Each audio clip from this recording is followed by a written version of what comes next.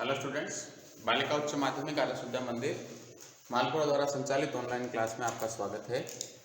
कक्षा 12 भूगोल विषय पढ़ रहे थे और उसमें हमारा छठा अध्याय मानव अधिवास चल रहा था।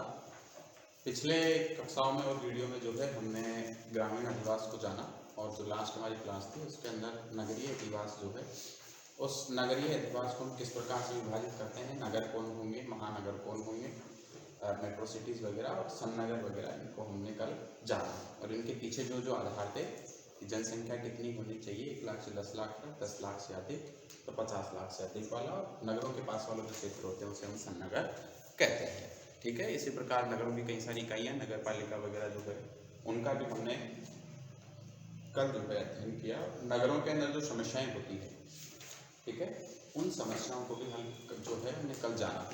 किस प्रकार से आपराधिक गतिविधियां बढ़ती है, जनसंख्या और जनसंख्या घनत्व किस प्रकार बढ़ता है, और जनांकी के कारक जो होते हैं लिंगानुपात वगैरह, साक्षरता, उसमें किस किस प्रकार से जो है अंतर आता है कि ग्रामीण क्षेत्र से अगर पुरुष जो है ज़्यादा रोजगार प्राप्त करने के लिए नगरीय क्षेत्र में आते हैं तो नगरीकरण बढ़ता है, और इसके परिणाम स्वरूप लिंगानुपात जो है ग्रामीण क्षेत्र का भी परिवर्तन होता है, वहाँ पर महिलाओं की संख्या ज़्यादा हो जाती है, और शहरी क्षेत्र का भी परिवर्तन होता है, वहाँ पे पुरुषों की संख्या जो है ज़्यादा हो जाती है।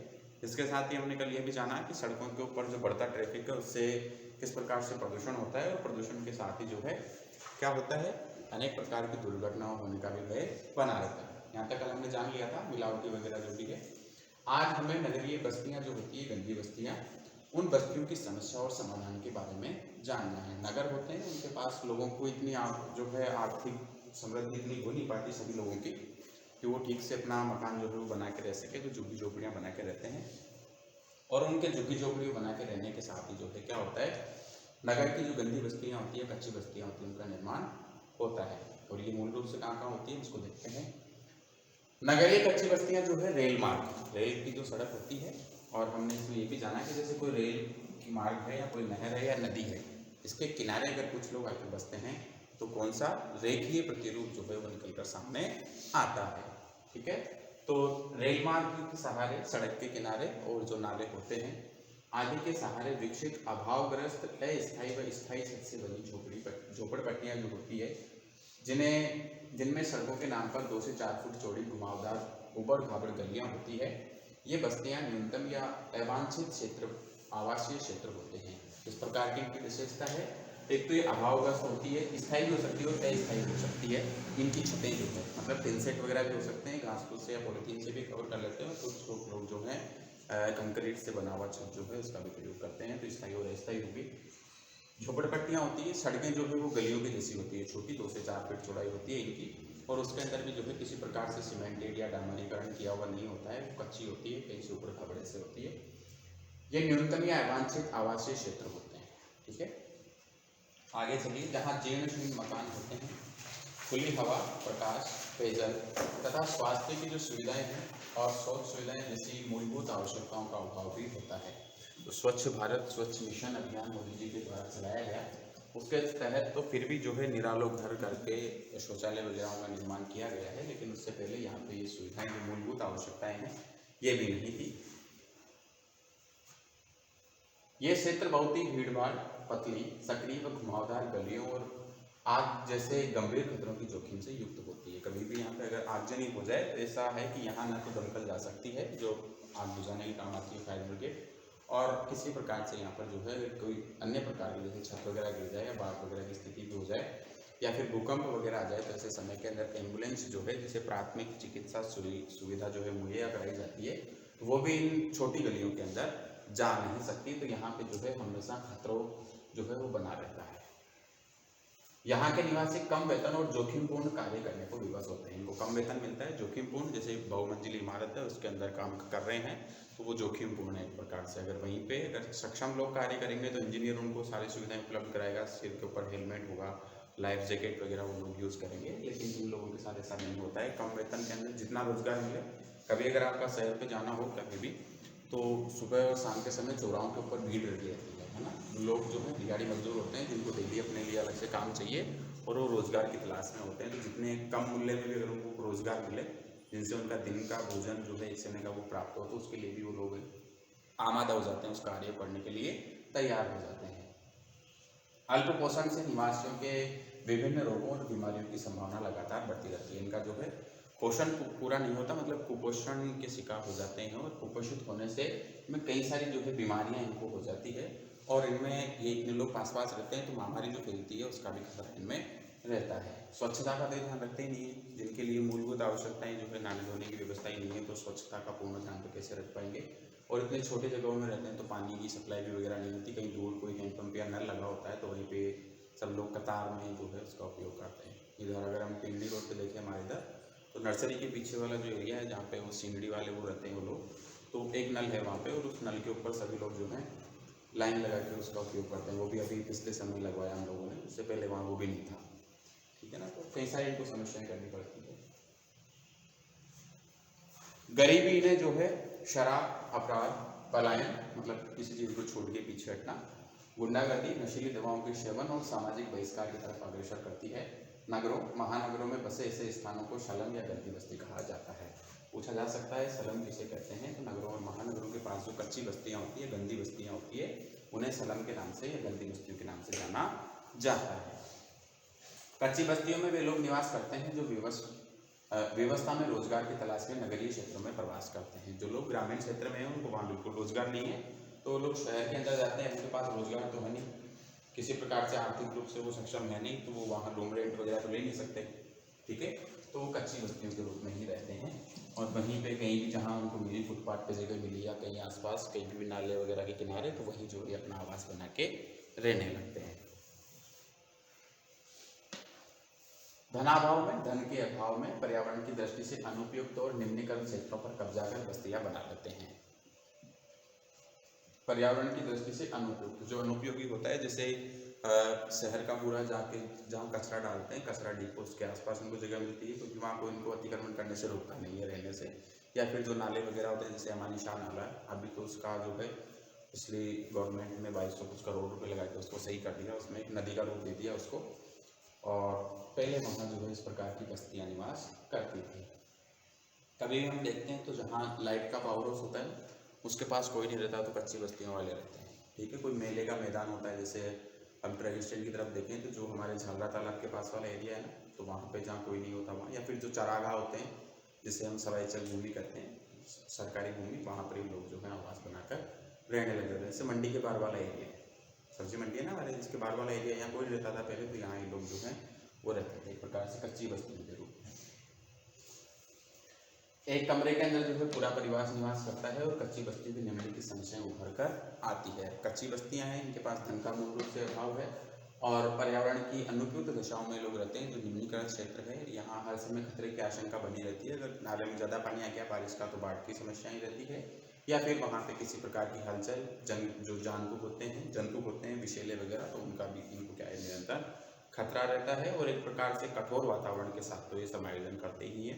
इनके लिए तो वो कठोर ही है, अनुकूल कितना ही हो जलवायु, लेकिन वो सब इनके लिए कठोरता ही है, तो उसमें रहते हैं। सबसे पहले जो आता है, जैसे निम्न क्षेत्र में रहते हैं, धन का अभाव है और पूरा भोजन नहीं मिल पाता, कुपोषित होते हैं, तो अस्वास्थ्यपूर्ण पर्यावरण में आवासों का निर्माण करते हैं, जो स्वास्थ्य के लिए क्या है सही नहीं है। ऐसे वातावरण में भी लोग क्या करते हैं, अपने आवास का निर्माण कर लेते हैं, क्योंकि इनको जगह ही वही मिल रही है। उसके अलावा कहीं अन्य जगह तो ऐसा तो ही नहीं कि अब आपके स्कूल के बाहर आके कहोगे कि वैसा यहाँ बना लो, आप मकान ही रहो। ठीक है, तो ऐसे कोई जो रिहायशी एरिया होते हैं वहाँ तो लोग रह नहीं पाते, बाहरी क्षेत्रों के अंदर जो है इनको रहना पड़ता है। सड़कों का जो है यहाँ पे अभाव होता है। सड़कों के नाम पे वैसे हमने पढ़ा कि गलियाँ होती है 2 से 4 फीट चौड़ाई में, तो वहाँ पे जो लोग हैं ये रह नहीं पाते, तो सड़कों का जो है वो भी यहाँ पे अभाव होता है। सरकार के द्वारा इन बस्तियों को बसाया नहीं गया है, तो इसलिए यहाँ पे एक तो जो मूलभूत आवश्यकताएं होती है, जो नगरीय प्रशासन के द्वारा या ग्रामीण प्रशासन के द्वारा हमें मुहैया कराई जाती है, सड़क हो गया, नाले का निर्माण हो गया, स्वास्थ्य जन अभियांत्रिकी विभाग के द्वारा जो पेयजल आपको उपलब्ध कराया जाता है, शुद्ध वायु। अब ऐसे गंदी जगह रहते हैं जहाँ नाला है, दुर्गंध तो आएगी, तो वहाँ इनको जो है शुद्ध वायु भी नहीं मिल पाती है, किसी प्रकार के पेड़ पौधे भी वहाँ पर लगे हुए नहीं होते हैं, तो पेयजल की समस्या होती है। प्रकाश, सरकार के द्वारा किसी प्रकार का वहाँ पर विद्युतीकरण किया हुआ नहीं है, तो लाइट की समस्या भी होती है, और शुद्ध वायु तो जो है इनको वैसे ही नहीं मिल पाती। अत्यधिक भीड़ भाड़ में संक्रमण का खतरा होता है।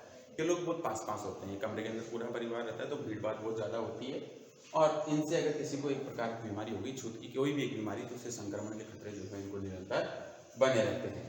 कच्चे मकान होने से आग लग जाने का खतरा रहता है। कच्चे मकान होते हैं बहुत पास पास होते हैं, और जलाने के लिए भी जो है ईंधन के रूप में क्या उपयोग में लेते हैं, लकड़ी वगैरह उपयोग में लेते हैं, या फिर जो मिट्टी के तेल से चलने वाले चूल्हे होते हैं उनका उपयोग करते हैं। तो इससे भी जो है उनकी निरंतर खतरा बना रहता है।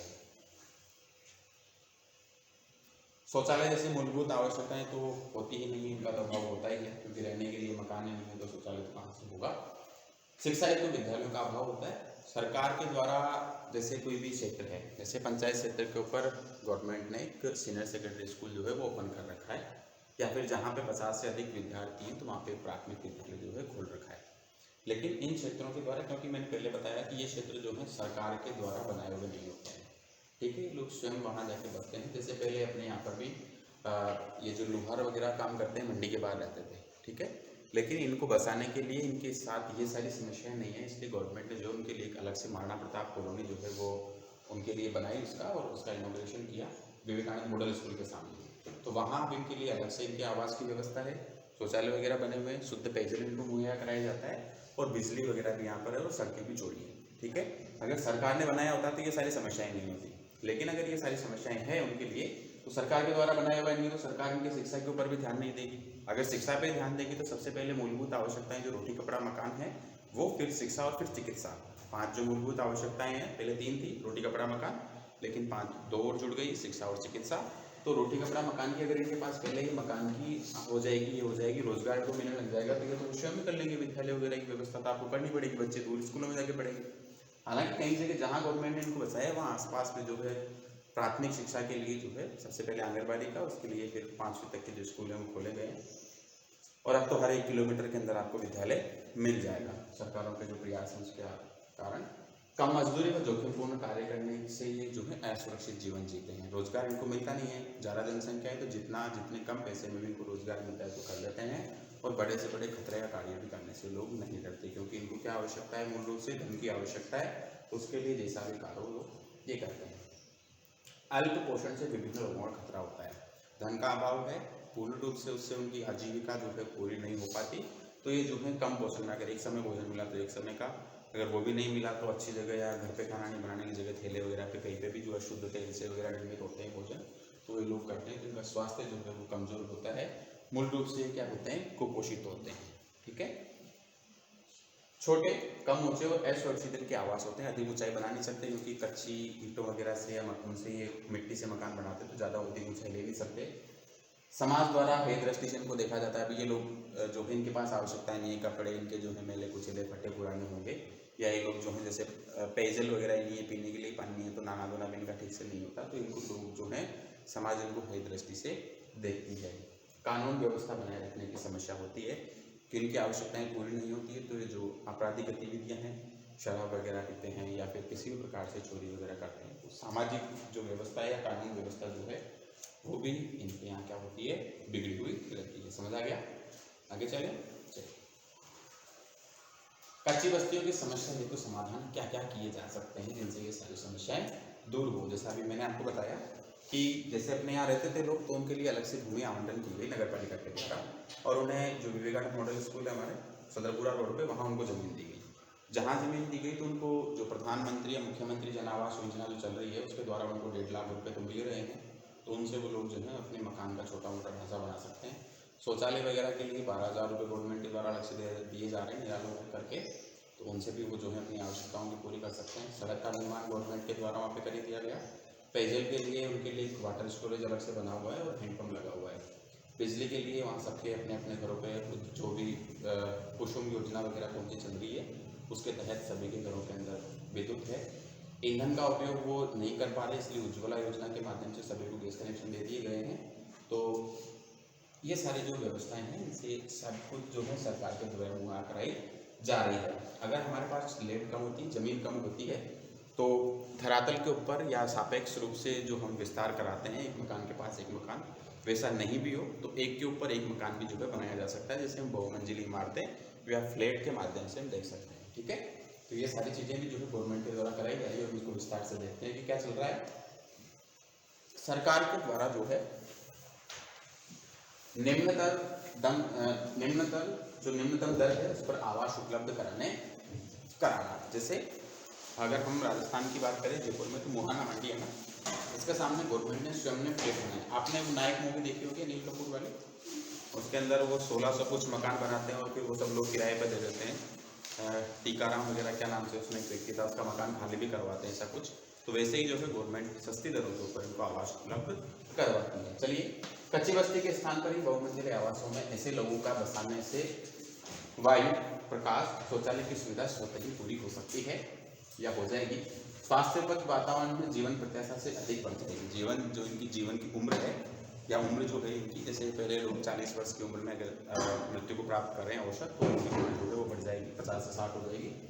कोटा और अहमदाबाद की तर्ज पर कच्ची बस्तियों के लोगों को निम्नतर दर पर आवास किस्तों में परिवार के आकार के अनुसार आवास उपलब्ध कराए जाने चाहिए।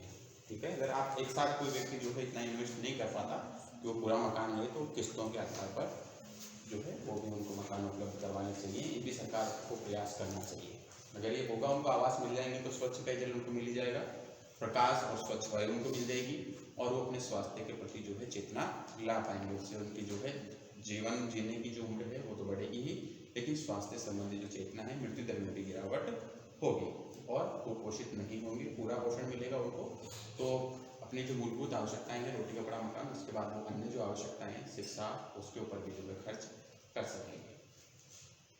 नल या टैंकरों के द्वारा स्वच्छ पेयजल की आपूर्ति न्यूनतम दर पर या निःशुल्क की जानी चाहिए। ठीक है, अभी राजस्थान सरकार के द्वारा जो अशोक गहलोत गवर्नमेंट है, उसने पिछले जो वित्तीय वर्ष था उसका 19-20 वाला, उसके अंदर घोषणा की थी कि ग्रामीण क्षेत्रों के अंदर जो है जो जल उपलब्ध कराया जा रहा है वो निःशुल्क या शायद 35 रुपये से कुछ महीने का उसका शुल्क होगा, तो उसके अंदर जो है मुहैया कराया जाएगा। ठीक है, तो शहरी क्षेत्रों के अंदर शायद 72 रुपये से कुछ करके है, उसके आधार पर जो है मुहैया कराया जाएगा। तो ऐसे अगर आप निःशुल्क या नलों के द्वारा, टैंकरों के द्वारा अगर आप जल उपलब्ध करवा रहे हैं, तो लोगों की जो सबसे अधिक जो समस्या बीमारियाँ होती हैं वो दूषित जल के पीने से होती है। ठीक है, और सेकंड नंबर पे जो आती है वो दूषित भोजन से, या जो पोषित भोजन नहीं होता है कुपोषित, उसके करने से होती है।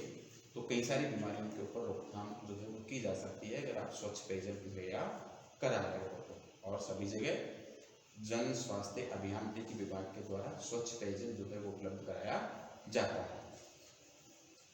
ग्रामीण क्षेत्रों में महानरेगा की तरह न्यूनतम मजदूरी पर आधारित जो कार्य रोजगार है, निर्धारित कर रोजगार उपलब्ध कराया जाना चाहिए, जिससे मनरेगा जो चल रहा है महात्मा गांधी रोजगार योजना के तहत, इसमें सभी लोगों को रोजगार मिलता है। पहले 100 दिन मिलता था, अभी बढ़ा के शायद 200 दिन कर दिया है, और उसका मूल्य जो है वो भी बढ़ा दिया है।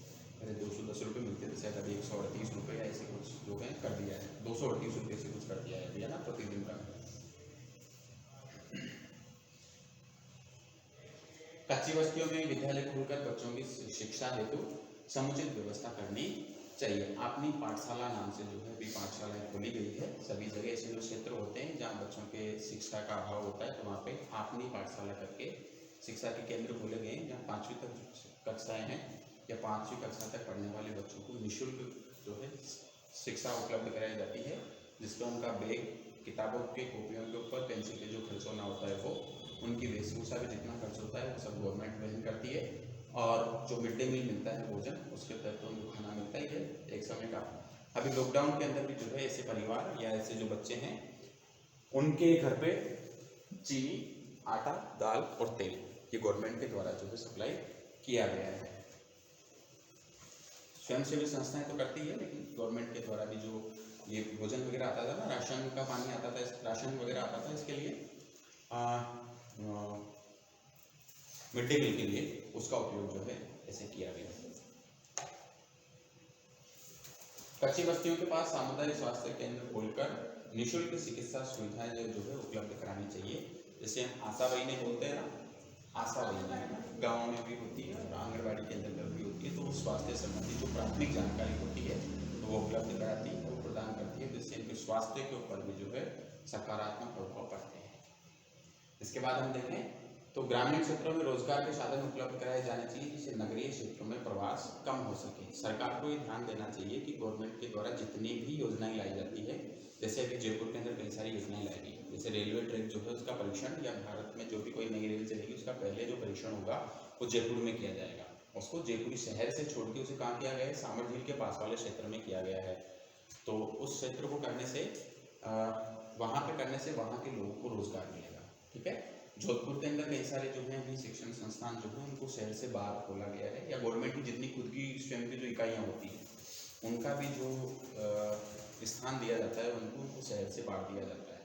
ठीक है, जैसे अभी कोई नया पंचायत भवन बनना है तो उसे उस शहर से बाहर की तरफ तो लोग जो हैं उससे आकर्षित हैं। इंदिरा गांधी नहर का जो निर्माण हुआ वो भी इसी तर्ज पे हुआ कि इंदिरा गांधी नहर के निर्माण से जो है पश्चिमी राजस्थान के जो क्षेत्र हैं जहाँ पे जनसंख्या रह नहीं रही है तो उन क्षेत्रों के अंदर जो है जनसंख्या के आवास के लिए उन क्षेत्रों को बढ़ावा देने के लिए ऐसा किया जाता है। तो सरकार को ऐसा करना चाहिए, चौड़ी सड़कों का निर्माण करना चाहिए, भूमि की उपलब्धता होने पर बगीचों की व्यवस्था करनी चाहिए जिससे शुद्ध जो है उनको वायु मिल सके। स्वरोजगार के लिए जो है ऋण उपलब्ध कराया जाना चाहिए, अभी भी किया जा रहा है। अगर कोई व्यक्ति जो है स्वयं का कोई रोजगार डालता है तो उसको ऋण तो उपलब्ध कराएगा, लेकिन गवर्नमेंट जो है 3 साल तक उससे टैक्स भी नहीं लेगी और बिना ब्याज के उसे पैसे उपलब्ध जो है मुहैया कराए जाते हैं। ठीक है, परिवार कल्याण कार्यक्रम अपनाने पर जोर देना चाहिए, जैसे बढ़ती हुई जनसंख्या के नियंत्रण करें। जैसे एक व्यक्ति है उसके परिवार में सदस्यों की संख्या ज़्यादा है और उसकी आय कम है तो उसके जो रोजगार है उसकी जो जीवन का खुद का स्तर जो है वो निम्न हो जाता है, क्योंकि उसकी आय कम होती है और खर्च ज़्यादा होता है। अगर हम देखें तो इस कच्ची बस्तियों वगैरह में निवास करने वाले या जो स्लम बस्तियों में रहते हैं लोग, तो उनका जो स्वास्थ्य होता है वो कमज़ोर इसलिए भी होता है कि उनके परिवार में काफ़ी सारे सदस्य होते हैं, उनकी जनसंख्या जो है सामान्य रूप से ज़्यादा होती है। एक परिवार के अंदर 8-10 लोग होते हैं, कमाने वाला एक है तो बच्चे भी जो है सुबह पहले इधर उधर कहीं घूमते हैं, बिजलियाँ वगैरह पीते हैं और कचरा इकट्ठा करते हैं। कानून व्यवस्था जो है इसको सुचारू रूप से बनाए रखना चाहिए। आगे हम देखें कि मुंबई की धारावी बस्ती की जो विशेष अध्ययन है इसको हमारे जो 2020-21 का जो नया सिलेबस आया उसके तहत हटा दिया है। तो अब हम नेक्स्ट जो चैप्टर पढ़ेंगे वो हमारा 14वां लेसन है, हमारे क्या हटा दिया उसको है ना, उसको हम पढ़ेंगे। इसके बाद जो भी हम देखेंगे नेक्स्ट जो क्लास है उसमें देखेंगे